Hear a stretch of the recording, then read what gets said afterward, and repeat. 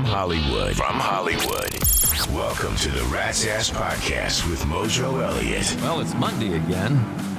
How you feeling, sexy mofos? Are you all footballed out yet? Oh, gives a rat's ass. From the Mojo Studio on Sunset and Vine, overlooking the Sea of Crazies, it is time for another action-packed adventure. Let's do it. Here's what's on tap on the Rat.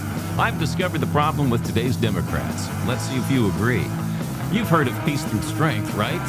Well, if not, hang on for an example. Trump is really starting to piss me off, and I'll tell you why. And guess who's reneged on his promise to find all the frickin' fraud? A hot new dating app is coming that's going to end all other dating apps. Not bloody likely, but I'll fill you in. Another round of head trauma's on the way. The mystery voice is standing by, plus our usual lunacy and loose behavior, including weird, wacky, and ridiculous peoples. And the Angry American will be here. That's what's happening today on the Rat's Ass Podcast for Monday, January 19th. So how was your weekend? Had to be better than a churchgoer from St. Paul, wasn't it? Today is Martin Luther King Day, MLK Day, a celebration of life for Reverend Dr. Martin Luther King, who was assassinated on April 4th, 1968, 58 years ago this year. So how we doing, America? Are we judging each other by the content of our character and not the color of our skin yet? Maybe we will in another 58 years. Just wait for it. You know, when I was in 6th grade, I hated my history teacher with a passion, Mr. Goldman. He looked like the bald commander in Top Gun who told Maverick, "I can't believe I'm doing this. I got to send you to Top Gun." Yeah, that guy. That one hurt. He would get so pissed off at us, though, and literally chuck stuff across the room if he asked you a question and you didn't know the answer, because he thought he'd gone over the material in class and assumed you were paying attention. Not bloody likely, where I was concerned. He was also a big follower of Martin Luther King. Now, on Martin Luther King Day that year that I had his class, he decided to go around the room and wanted us to tell him what Martin Luther King meant to us. And you knew if you didn't say something nice, it was your ass. But I saw an opportunity to get kicked out of class, so I raised my hand first. Ooh, ooh, ooh, ooh, just like Horseshack. That one hurt too. God. But anyway, all it took was for me to refer to Dr. King as Martin Lucifer. I thought he was going to chuck a paperweight at me, but he didn't. He just said, "Get the hell out of my class. Get out now, and don't come back." Till the next day I did, of course, and he wasn't happy with me, but that, my fiends, is one of my favorite memories from my school days. All right, the Super Bowl is coming up on February 8th. If you're not looking forward to the Bad Bunny show at halftime or Kid Rock's Country Hoedown, you can check out Rat's Ass Rock TV for our Best of Metallica live halftime show. We'll make it available to you at the 2-minute warning, free of charge. You just connect at ratsasspodcast.com and hit the YouTube icon on the homepage. Click on playlist, and you're going to be rocking halftime at the Super Bowl. All right, let's get into the rap today. You know, if you spend enough time on X, you really get a sense of the dipshittery the Democrats want us to buy into. So much so, I'm convinced they're all born with the dumb fuck gene, and they end up attracting others with the same dumb fuck gene who vote for them. Yeah, and since our education system has turned out one dumb fuck after another for decades, we can expect the Democrats' dumb fuckery to continue. Now, that's my scientific take on it anyway. Do you agree, or should I put my lab coat away? All right, you've probably heard of the strategy peace through strength. I love this story about President Trump. He displayed this strategy once upon a time during his first term. You got to check this out. President Trump looked at the Taliban leader and said this: "I want to leave Afghanistan, but it's going to be a conditions-based withdrawal." And translator translated. And he said, "If you harm a hair on a single American, I'm going to kill you." And the translator goes, and Trump goes, "Tell him that." Yes. Tell him what I said. Tell him what I said. Reached in his pocket, pulled out a satellite photo of the leader of the Taliban's home and handed it to him. Shut up. Got up and walked out the room. Sure did. Do you know for 18 months not a single American was killed in Afghanistan? Sure did. That's the definition of strength. That's what I'm talking about. And so you could imagine that kind of sentiment being around the world. If we have an embassy in another country, no one's going to touch it.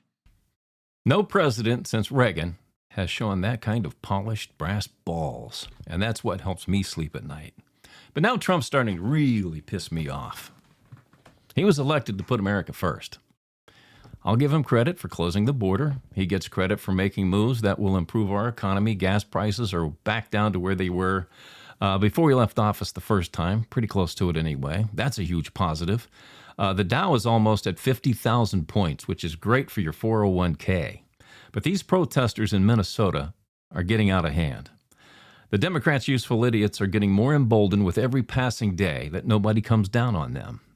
And Trump will not issue the Insurrection Act. That would send National Guard in to protect ICE. And if he doesn't, I can't help but think we're headed for another 2020 again. Cities all across the country burning, being torn up. Insurance rates going sky high again because they have to cover all the claims. And this time, maybe it's going to be worse. These protesters threatened to beat a guy's ass who had a hoodie on with the American flag, for crying out loud. In Minneapolis, this happened. These are not Americans. These are paid anti-American Marxists employed as useful idiots by the Democratic Party. Now, Trump seems to be more concerned these days with Venezuela and Iran than the United States. We have a radical Muslim group of people rising up in America wanting to implement Sharia law. They're invading our universities, getting into our elections, and no one in our government seems to want to do a damn thing about it, including Trump. The president needs to get his priorities straight. America first. That's what he promised, and he's slipping. And it's time for him to get back on track. We need voter ID laws. We need mail-in ballots stopped. It's priorities, Mr. President, priorities, or the Republicans will lose in the midterms. I mean, I can feel those phony mail-in ballots being printed right now by the Democratic Party. If you listen close, put your ear to the ground. You hear click, click, click, click, click, click, click, click. Yeah, that's those printing machines doing ballot after ballot. Phony, phony, phony. Fake, fake, fake, fake. All right, here in California, our slumlord Governor Gavin Newsom promised in August of last year to get to the bottom of all the fraud in California. He was going to investigate where the $100 billion, that's with a B, for the high-speed rail went, the $100 million fire aid fund that disappeared into thin air. Then there was the $37 billion that went missing for the homeless. His number one cause for the past 20 years, by the way, that's gotten nowhere, only worse. $40 billion for affordable housing. $5 billion for water storage, $500 million to stop the flow of sewage from Mexico into San Diego. That's $182 billion, $600 million. No one can tell you where it went. Just poof, into thin air. Over the last 7 years since Newsom has been governor. Newsom said, I'll investigate and get to the bottom of it. Well, guess what he did? He vetoed a bill that would allow auditors to look into the fraud. He waited until we were celebrating with our Christmas turkey, our family, opening presents, getting ready for the new year. While we were busy celebrating the holidays, he vetoed it when nobody was looking. Somebody on X the other day called him a piece of crap, and I said, nah, he's not a piece. He's a ginormous pile of it. God bless. You can't believe a damn thing this guy says. There's a new dating app coming as we lighten things up here on the Rat's Ass Podcast. And it's supposed to put an end to all other dating apps. I want you to check out this idea and see what you think. Is it going to end every dating app ever invented?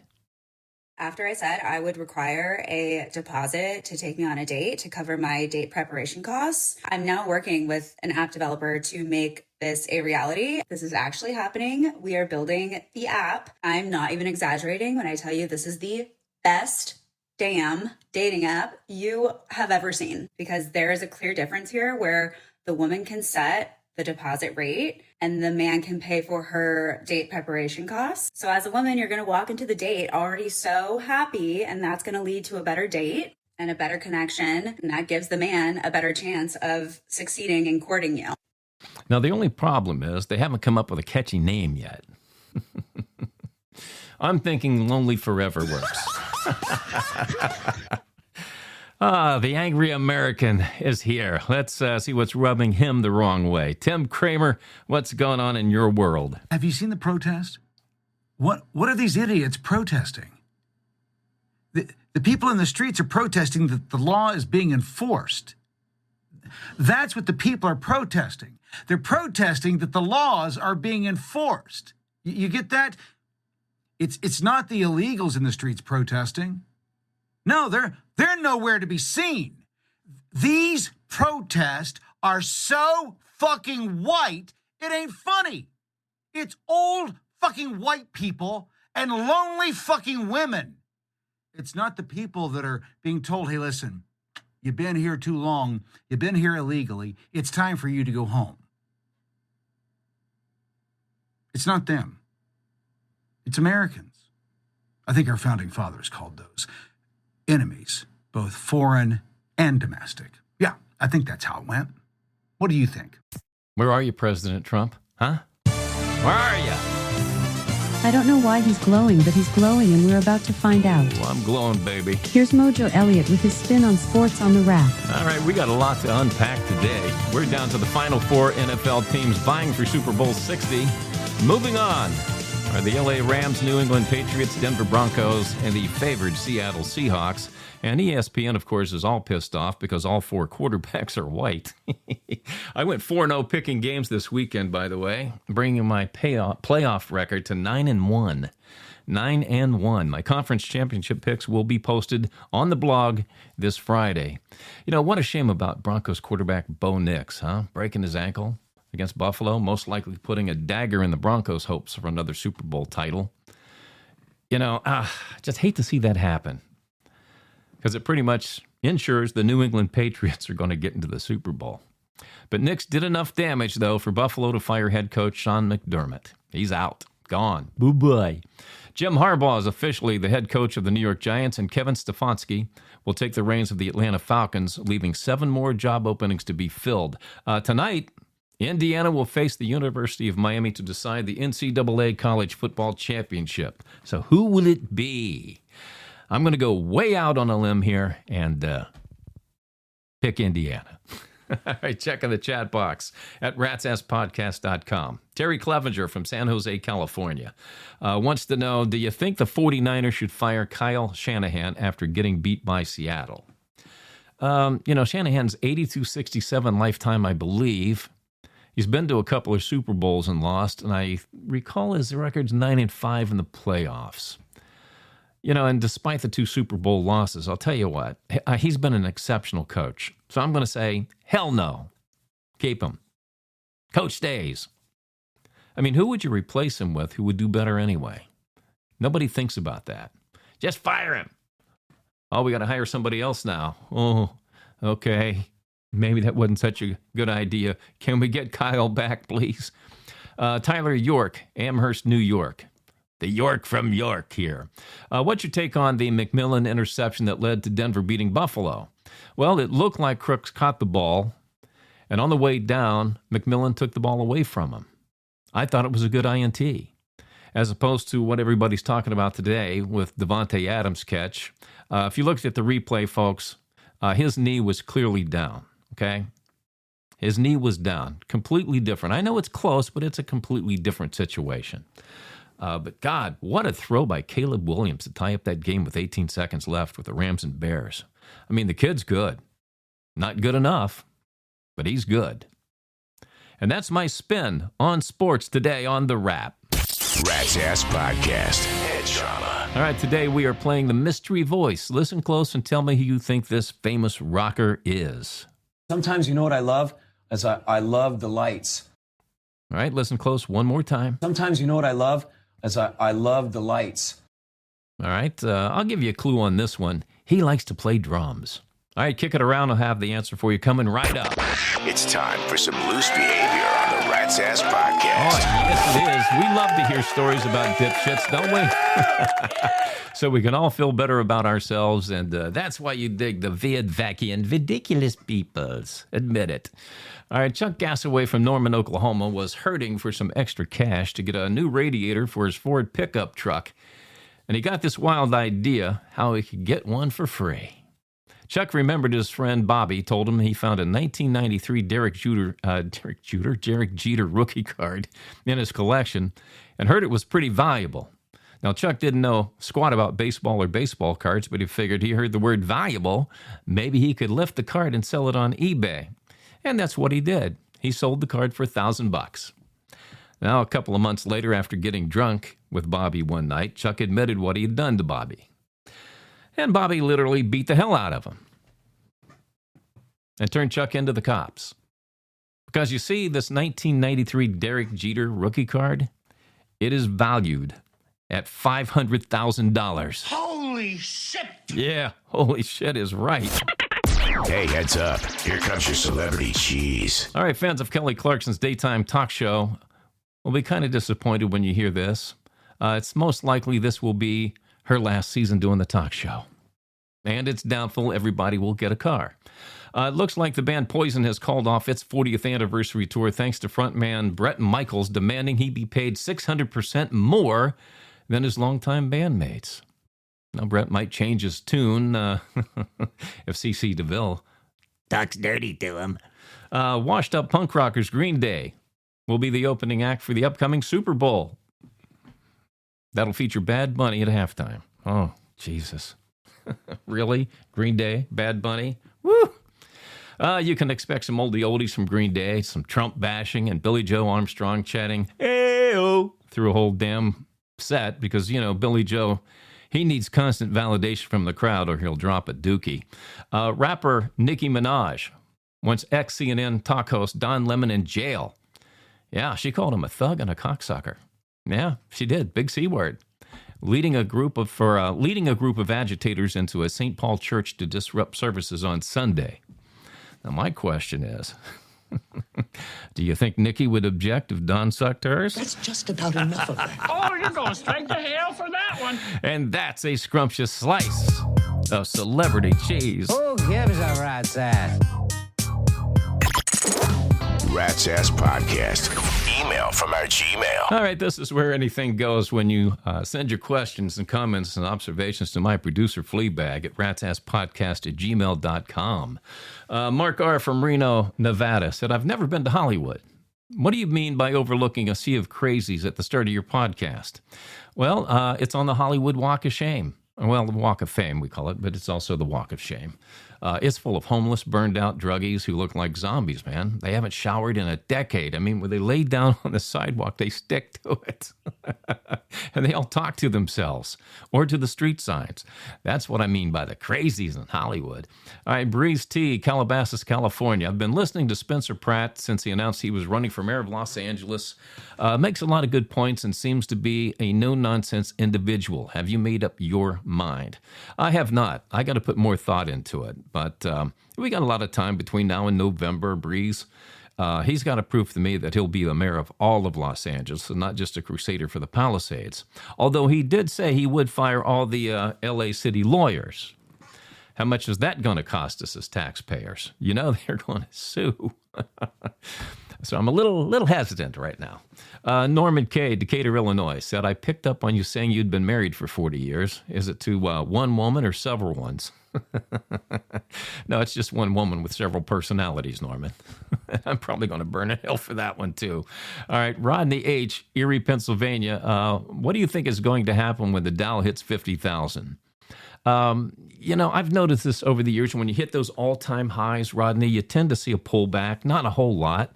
You know, maybe a 2 or 3 day sell-off. And then you got the other half that it could just continue to climb, too. You know, people get excited. It's 50,000. They start putting more money in. But many cases, I've seen these things pull back. So you want to let it come back for a couple of days, and maybe at the end of day 2, you buy in. You might take a hit on day 3, but it won't be as much as day 1 or 2. But then it starts going back up again, and then it passes. Well, let's just say it'll blow by 50,000.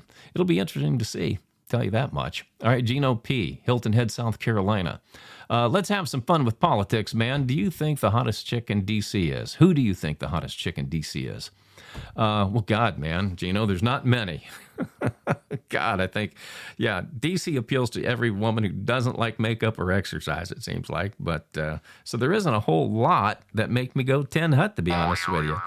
But I'll tell you what, I think Alabama Senator Katie Britt is about as hot as it gets. And Press Secretary Caroline Leavitt has potential, but she could lose. I don't know. What are you thinking? 5, 10 pounds, something like that? Immature. The man's immature, you know? That I am. Rat's Ass Podcast. Head trauma. Oh, I wear that badge proudly. Today we're playing the mystery voice. Did you figure it out? Who this famous rocker is? Listen close one more time. Sometimes you know what I love? I love the lights. Who loves the lights? Who's the drummer that loves the lights? If you guessed Tommy Lee from Motley Crue, Yeah, baby. you are correct, Amundo. But if you missed it, go see a doctor about your head trauma and get well soon. All right, I got to jump. I volunteered to do sign language today at the Visually Impaired Center at our local library. But first, Alexa, is this real or riffraff? I need to know if this is real or riffraff. A new study was done with women 21 to 44, and it revealed they prefer men who have dad bods over hard bodies. Alexa, is that real or is it riffraff? No riff-raff here. It's 100% true, Mojo. Really? Was there a reason given? It's because women want to walk around with big butts and flabby bellies too. So you're saying women want to let themselves go, and they want their men to let themselves go too, so they feel better about themselves, right? Wow, look at you. It doesn't take you long to catch on, does it? Oh, here we go. Here we go with Alexa, the insult bimbot. Yeah, take that. Get the fuck out! Welcome to Rat Nation. Tad Abramowitz of Catskills, New York, Lisa Corman from Dayton, Ohio, Robert Alvarez from Miami, Florida, and Renee Walters from Phoenix, Arizona, and around the world to listeners in Vancouver, Canada, Melbourne, Australia, London, England, and in Paris, France.